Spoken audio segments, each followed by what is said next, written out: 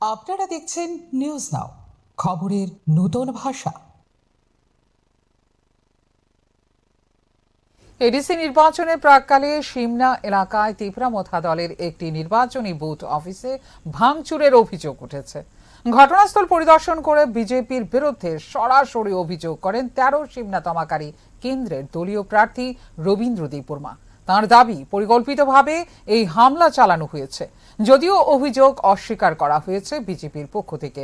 ঘটনার পর এলাকায় উত্তেজনা ছড়ালেও পরিস্থিতি নিয়ন্ত্রণ করে তদন্ত শুরু করেছে বলে জানিয়েছে পুলিশ।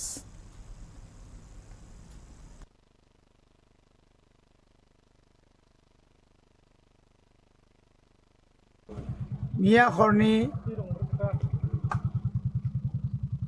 9:30 পৌনে 10টা দিকে বিজেপিनि गुन्डा बाहिनीर जों खोनाखा खरकसा नेतृत्वनि फैमानि अ एलाकानि न